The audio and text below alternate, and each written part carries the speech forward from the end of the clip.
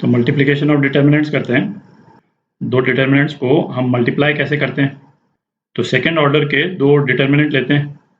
एक डिटर्मिनेंट हो गया a1 a2 b1 b2, और इसको यदि हम मल्टीप्लाई करें दूसरे डिटर्मिनेंट से, इसको हम बोल देते हैं k1 k2 और l1 l2। तो इसका रिजल्टेंट जो है वो क्या होगा? इसका रिजल्टेंट भी एक सेकेंड ऑर्डर का डिटर्मिनेंट होगा, मतलब 2/2 का डिटर्मिनेंट होगा, और उसकी वैल्यू जो है वो किस तरह से आएंगी? तो रिजल्टेंट डिटर्मिनेंट के जो एलिमेंट्स हैं उसको हम किस तरह से विजुलाइज कर सकते हैं? ये फर्स्ट रो फर्स्ट कॉलम वाला element, first row second column, second row first column, और सेकेंड रो सेकेंड कॉलम। ठीक है, तो ये जो हमने लिखा है फर्स्ट रो फर्स्ट कॉलम, तो इस एलिमेंट को लाने के लिए हम क्या करेंगे? फर्स्ट रो को मल्टीप्लाई करेंगे फर्स्ट कॉलम से। ठीक है, और कैसे मल्टीप्लाई करेंगे? फर्स्ट टर्म को फर्स्ट टर्म से, सेकेंड टर्म को सेकेंड टर्म से। तो हो गया a1 k1 plus a2 l1। ठीक है, अब ये दूसरा वाला एलिमेंट ले रहे हैं जो कि फर्स्ट रो सेकेंड कॉलम। तो इस वाले केस में फर्स्ट रो को हम जो सेकेंड कॉलम है k2 l2 उससे मल्टीप्लाई करेंगे। ठीक है, तो ये क्या आ जाएगा? a1 k2 plus a2 l2। ठीक है, अब तीसरा element second row first column, तो इसके लिए हम मल्टीप्लाई करेंगे सेकेंड रो को फर्स्ट कॉलम के साथ। तो यहाँ का जो एलिमेंट है वो क्या आ जाएगा? b1 k1 plus b2 l1। ठीक है, और ये लास्ट वाला सेकेंड रो सेकेंड कॉलम, तो हम सेकेंड रो को सेकेंड कॉलम से मल्टीप्लाई करेंगे। तो यहाँ क्या आ जाएगा? b1 k2 plus b2 l2।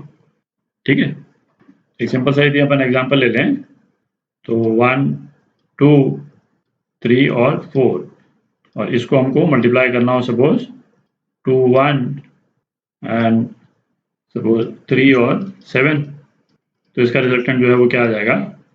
1 into 2 plus 2 into 3, है ना? 1 into 2 प्लस 2 into 3, ये वाला एलिमेंट आ जाएगा 1 into 1 प्लस 2 into 7, ये आ जाएगा, ये वाला एलिमेंट आ जाएगा 3 into 2 प्लस 4 into 3, और ये हो जाएगा 3 into 1 प्लस 4 into 7।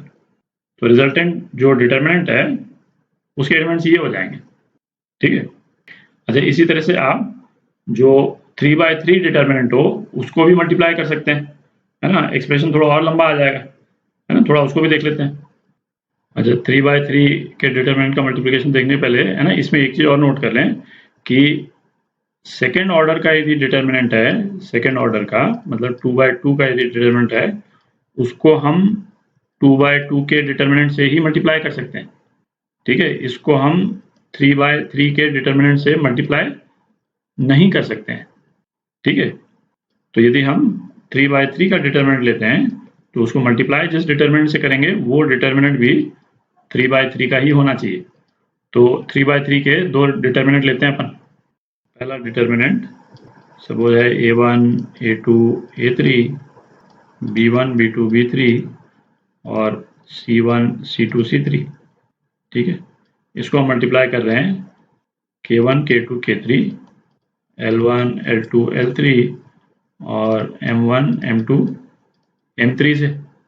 अच्छा, रिजल्टेंट डिटर्मिनेंट जो है वो भी 3/3 का ही आएगा।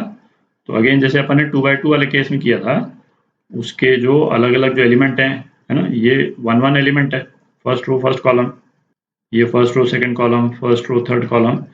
तो इसको दिमाग में रखने से, है ना, गलती नहीं होगी, इन द सेंस कि किसी भी एलिमेंट को लाने के लिए कौन से रो को किस कॉलम से मल्टीप्लाई करना है ना, वो आपको क्लियर रहेगा।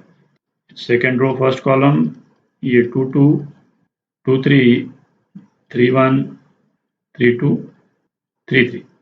ठीक है, तो ऑब्वियसली एक लंबा सा एक्सप्रेशन आएगा, इसके कुछ एलिमेंट्स हम लिख लेते हैं, सभी को लिखने का कोई मतलब नहीं है। तो जैसे जो 1 1 वाला जो एलिमेंट है, तो फर्स्ट रो को हम मल्टीप्लाई कर रहे हैं फर्स्ट कॉलम से। ठीक है, तो ये क्या आ जाएगा? a1 k1 plus a2 l1 plus a3 m1। ठीक है, अच्छा अब सपोज हमको ये लाना है ना, फर्स्ट रो का थर्ड एलिमेंट, सेकेंड एलिमेंट नहीं लिख रहा हूँ, थर्ड एलिमेंट लिख रहा हूँ। तो फर्स्ट रो को हम मल्टीप्लाई करेंगे किससे, थर्ड कॉलम से, ठीक है। तो ये आ जाएगा आपका A1 K3 plus A2 L3 plus A3 M3, M1 M2 ये M3 है, ठीक है। अब सपोज ये हमको ये वाला एलिमेंट यदि लिखना हो, ठीक है, यहाँ पे जो आएगा तो थर्ड रो को मल्टीप्लाई करना है सेकंड कॉलम से। तो थर्ड रो का मतलब हो गया ये C1 C2 C3, उसको मल्टीप्लाई हम कर रहे हैं सेकंड कॉलम, है ना, K2 L2 M2 से, और ये एलिमेंट यहाँ पे आ जाएगा। तो ये क्या हो जाएगा, C1 K2 plus C2 L2 plus C3 M2, ठीक है। इसी तरह से आप बाकी एलिमेंट्स भी भर सकते हैं। एक एग्जांपल करते हैं, तो एग्जांपल करते हैं कि डिटर्मिनेंट को सिंप्लीफाई करने के लिए अपन नॉर्मली डिटर्मिनेंट की प्रॉपर्टीज यूज करते हैं, ठीक। अच्छा, कुछ केसेस में जो अभी अपन ने देखा ना मल्टीप्लिकेशन ऑफ डिटर्मिनेंट्स, उसको भी यूज करके हम डिटर्मिनेंट्स को सिंप्लीफाई कर सकते हैं। स्पेशली यदि इस तरह के एग्जांपल्स यदि दिए हुए हो ना, जिसमें जो अलग अलग जो टर्म्स हैं वो, है ना, कुछ टर्म्स का एडिशन हो, ठीक है, और ये देखने में तो डिटर्मिनेंट इतना कॉम्प्लेक्स लग रहा है कि इसको किसी भी तरह से डिटर्मिनेंट की प्रॉपर्टी यूज करके सिंप्लीफाई करना वैसे ही बहुत मुश्किल लग रहा है, ठीक है। तो एक तो इसमें वेरिएबल्स बहुत ज़्यादा हैं, A1 B1 C1, है ना, 3 वेरिएबल्स तो यही हो गए, और फिर x के भी वेरिएबल्स हैं, x1 x2 x3 y1 y2 y3, ठीक है, एडिशन करके दे रखा है। रोज को ऐड करके या सब्ट्रैक्ट करके सिंप्लीफाई करना, है ना, बहुत डिफिकल्ट है। इनफैक्ट कोई भी टर्म दूसरे टर्म से सब्ट्रैक्ट होकर के और जीरो तो हो ही नहीं रही, ठीक है। तो ऐसे केस में आप देखें, है ना, चांसेस आर कि ये जो एक्सप्रेशन है वो दो डिटर्मिनेंट्स का मल्टीप्लिकेशन है, ठीक है।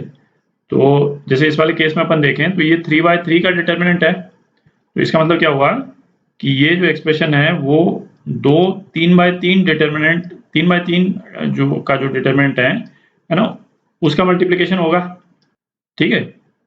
यदि सेकेंड डिटर्मिनेंट पे ही कॉन्सेंट्रेट करें तो क्या है, जैसे इसके जो सेकेंड टर्म्स हैं, है ना, x1, ये x1, और ये जो इसका सेकेंड टर्म जो मल्टीप्लाई हो रहा है ये y1 से मल्टीप्लाई हो रहा है ना, y1 इधर, x2 y2 x2 y2 x3 y3, है ना, इस वाले टर्म से x3 y3 x3 y3 x3 y3, इसका मतलब x3 y3 जो है वो सेकेंड डिटर्मिनेंट में इस तरह से आ रहा है, ठीक है। इसमें जो सेकेंड टर्म का जो मल्टीप्लिकेशन है उसकी थर्ड टर्म नहीं आ रही। आप देखें नॉर्मली थर्ड टर्म आती है, पर इसमें थर्ड टर्म जो है वो नहीं आ रही। तो हम इससे क्या इंटरप्रेट कर सकते हैं कि जो जैसे सेकेंड वाला डिटर्मिनेंट है उसकी जो थर्ड रो है उसको हम जीरो कर दें, ठीक है, और फर्स्ट डिटर्मिनेंट जो है वो A1 A2 A3 B1 B2 B3 C1 C2 C3, है ना, ये कर सकते हैं। इनफैक्ट इसमें जो ये थर्ड वाला कॉलम है उसके भी वैल्यूज नहीं है, क्योंकि थर्ड वाला कॉलम जो है वो कहाँ पे यूज होता है, वो इन थर्ड टर्म्स में यूज होता है, इस तरह से यूज होगा यहाँ पे, ठीक है। तो फर्स्ट डिटर्मिनेंट के थर्ड कॉलम में कुछ भी हो उससे फर्क नहीं पड़ता है, क्योंकि ये जो सेकंड डिटर्मिनेंट की जो थर्ड रो है ना, उसमें तीनों एलिमेंट जीरो होने से ये वैसे ही इंश्योर हो जाएगा कि दोनों डिटर्मिनेंट्स का मल्टीप्लिकेशन जो है वो क्या हो जाएगा, जीरो हो जाएगा, क्योंकि सेकंड डिटर्मिनेंट की वैल्यू जो है वो जीरो होगी, ठीक है। तो ये आपका आंसर